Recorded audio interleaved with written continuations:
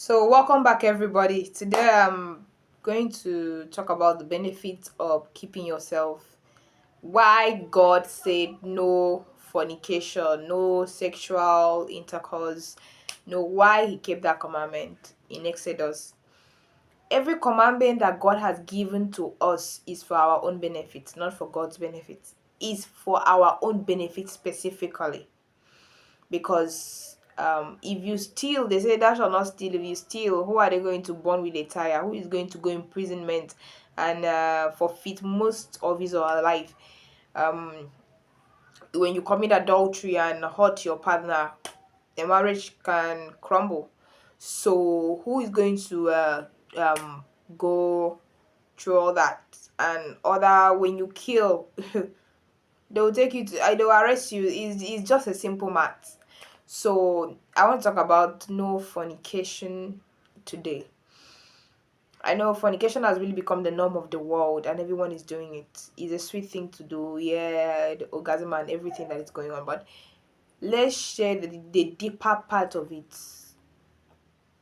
When you have sex before marriage, when you have sex before marriage, God has already kept it as a sin that goes in your body. That's sin against your body. But your body is a temple of the Holy Spirit, and you sin against the Holy Spirit and your body.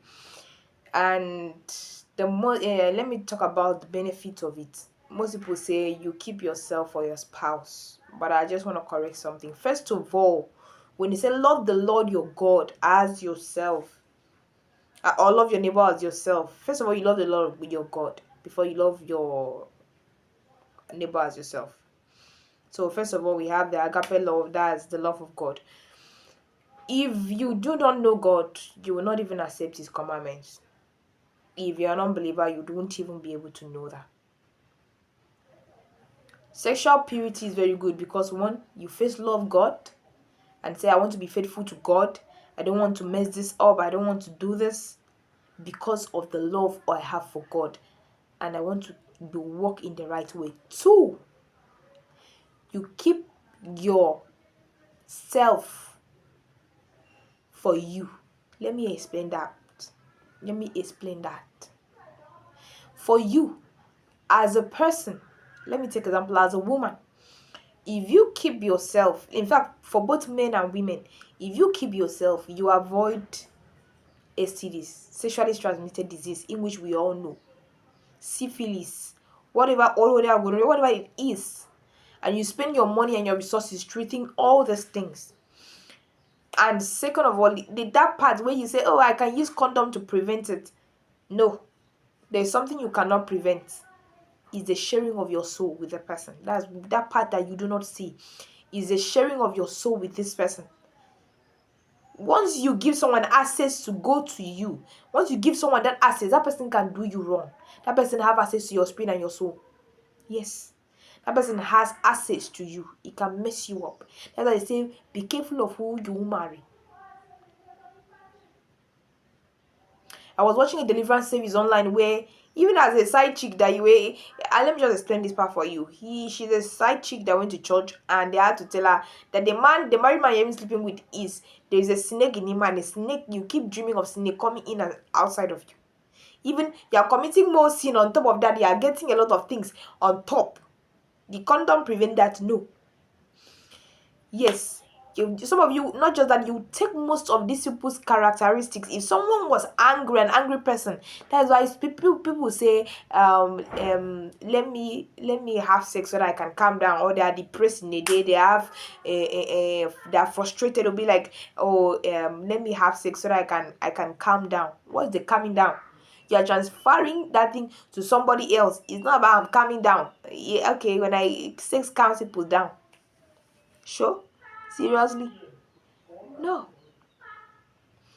And the benefits is, apart from that, is apart from STDs, unwanted pregnancies.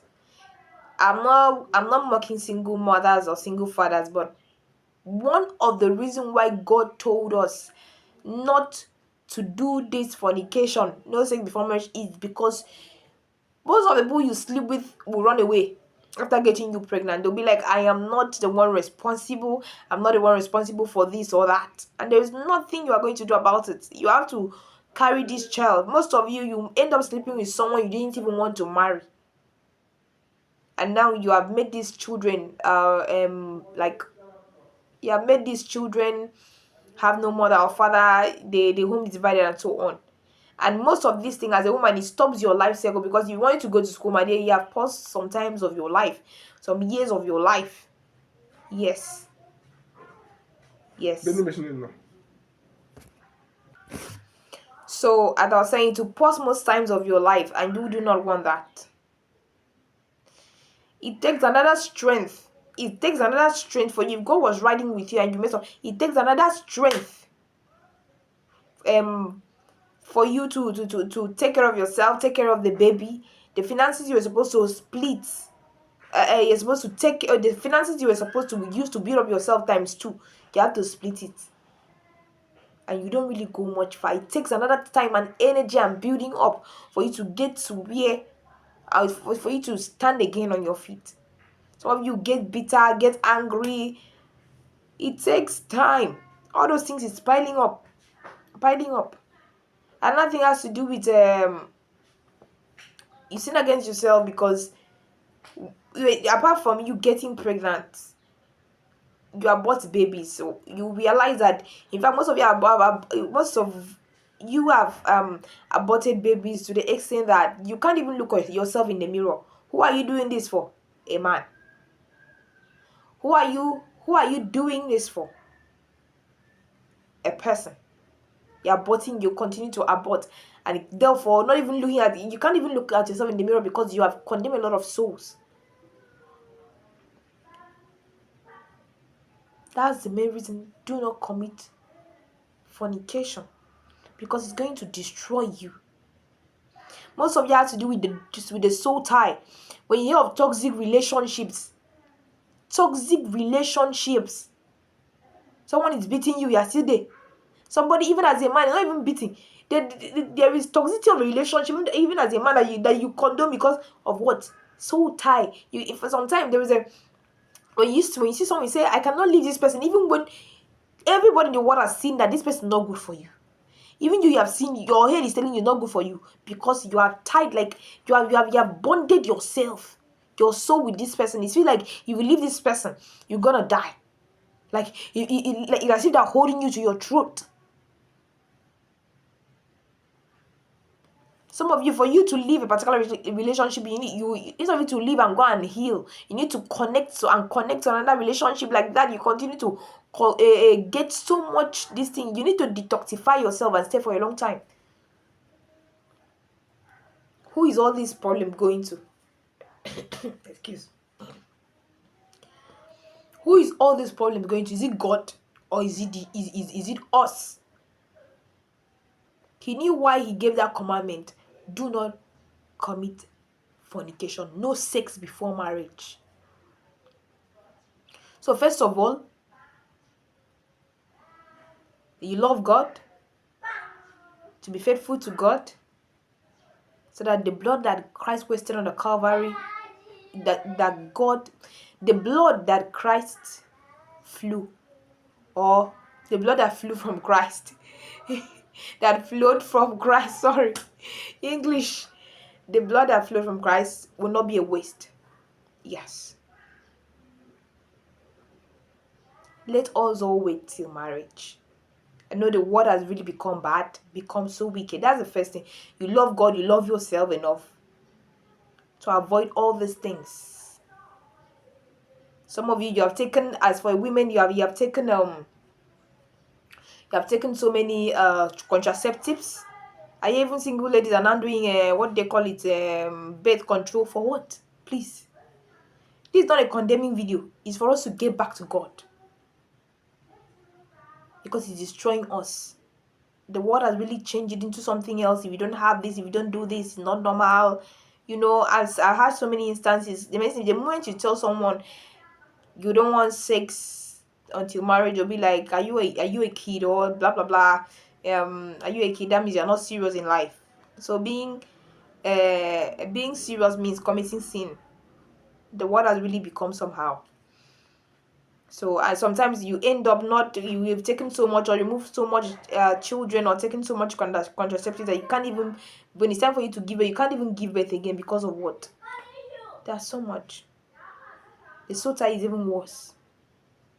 The other people stay in marriage till their death, till their doom. So tie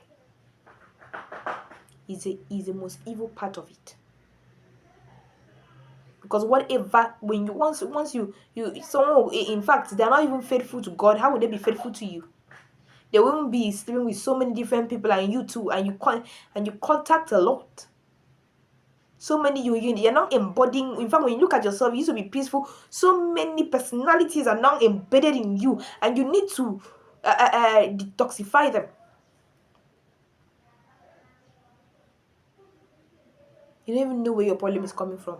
The bad luck you have, a lot of things, you don't know where it is really coming from.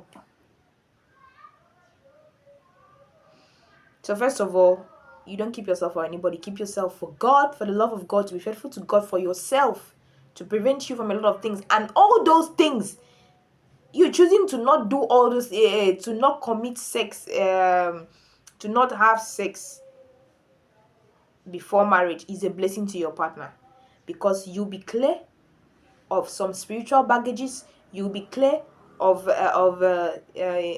toxic things in your body. You'll be clear and have peace in life, and all those will be a blessing.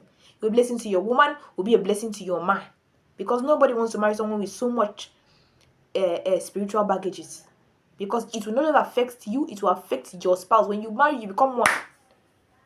Those people are still suffering for something, that for baggages that they're carrying.